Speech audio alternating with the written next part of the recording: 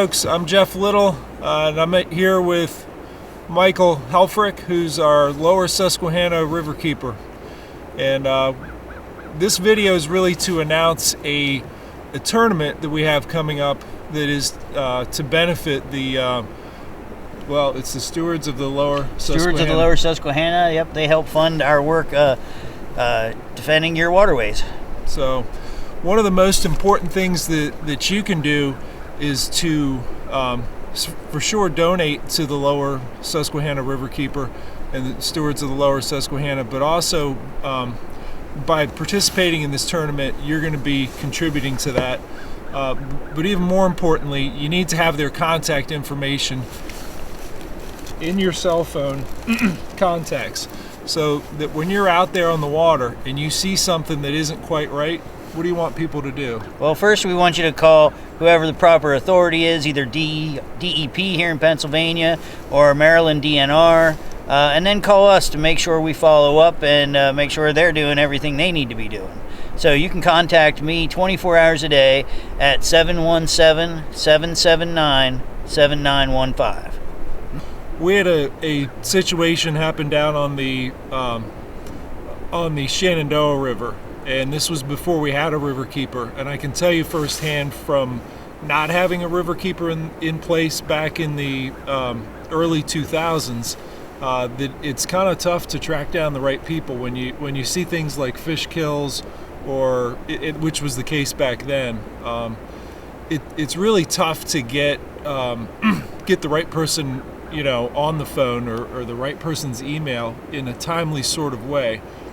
One of the things that was explained to me after I did get in touch with the right people was that when something bad happens on the river, the evidence for it is continually washing away. So having that information at your fingertips, ready to call those folks so they can gather what information they need to hold those responsible for polluting accountable is pretty important. So regardless of your participation in this tournament or contributing to the organization, everyone who's out on the river using it can contribute it just by being the eyes and ears. Absolutely. In Pennsylvania, we have two parties that are actually responsible. Most of you know the Fish and Boat Commission, so call their hotline if you see something wrong with the fish, specifically fish kills, things like that. Also, the DEP is responsible for the pollution that might be causing the fish kills, so you want to call them. Also, if you just see pollution that you think is off, you want to call them. And then down in Maryland, you want to call Maryland Department of Natural Resources. They have a hotline. They have a fish kill hotline, and we'll get you those numbers. And, we need you to be the eyes and ears out there. We've got 2,500 people that are already communicating with us, letting us know what's going on, from Sunbury to Chesapeake Bay to Altoona to almost out near Reading, so all over the place. But we can't have too many. We need your eyes out there to help us. I have the tournament dates listed below at the bottom of this screen, and basically the format is catch, photo, release, and your longest 5 smallmouth or largemouth for a combined total. So you catch, photo, release. I'll show you how to do that here in a moment. Michael's going to go ahead and get one and measure it and show that procedure. But it can be largemouth or smallmouth. There are some prizes for things like multi-species, first one to hit a certain length. There are also some prizes that are based on regular participation, regardless of how you perform in the tournament. We're going to randomly select days throughout the several weeks that the tournament will be.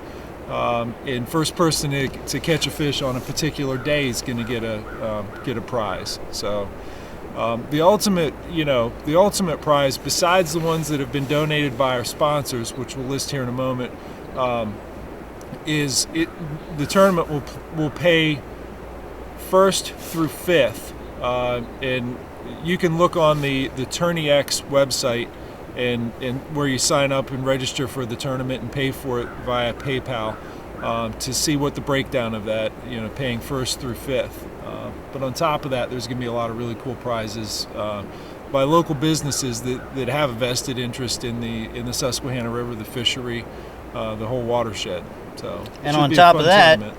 the rest of the money goes to help us make sure that the fishery stays stable and healthy, and we get to do this year after year, and your grandkids get to do this. Yep. All right, so many people in the kayak fishing community already understand the process of using a hog trough in a catch photo release tournament. But not everyone who's going to be in this tournament necessarily knows how to measure a fish and take its picture. So I'm going to show Michael with one he's got right here. First thing you do is catch a nice fish, and we got a nice one here, and Michael is going to lay it onto this hog trough right here. So I'm going to show folks what that looks like. I got this one at Hook One Kayak Fishing Gear. You can get them all sorts of places. And we put them head up, right? Yeah, but you want to turn, you actually want them flipped the other way. Yep, I'm getting them there. Hold on, it's not that easy. So it is. There we go. All right, So now you lay them on the board, and go ahead and before you take that picture, you're going to do a couple things. all right. You're going to get your identifier, which is we have over there at the end of that lanyard. This is one from a different tournament. We'll go ahead and print that one, or we'll have that one available at TourneyX. But just make sure that that's in the photograph somewhere. All right. Next thing I'd like you to do before you take the picture is to make sure that the fish's mouth is completely closed. Oh, So all you're right. gonna have to hold them in place with this hand and not obscure or view the all right, go ahead and slide them in so that mouth closes. There you go. Push them in. You don't want to obscure anything around here because you want to be able to prove Right. that his chin is touching that bump board right there, which it is. So Okay. slide him in, get that as closed as you can. There you go. Go ahead and pinch that tail and see where that lands. What is that on?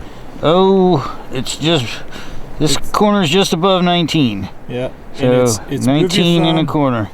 19 and a quarter. I don't know. It's right there, but it's not quite. And I would round in the tournament. I would round that one down. Move your finger. Okay. To 19 inches because it isn't quite on. All right. So we round down to the quarter inch. Go ahead and take the camera.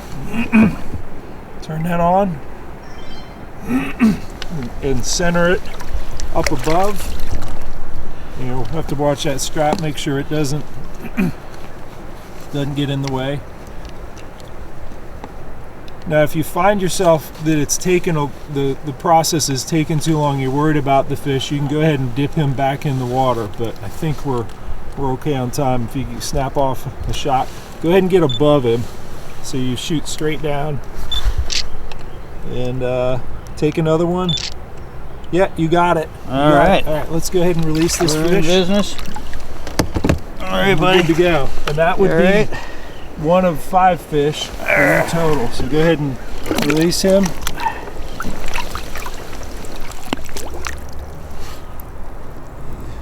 He's good to go once he gets his bearing. He was out there a little while, so he's going to be just fine. 50% of all the entry fees go to the stewards of the Lower Susquehanna Riverkeeper. The rest of it goes into a pot for for payout. There's a small part that goes to just the administrative fees. All of that's laid out in the rules listed on the TourneyX website. So Thanks, Jeff. sure, should be a fun tournament.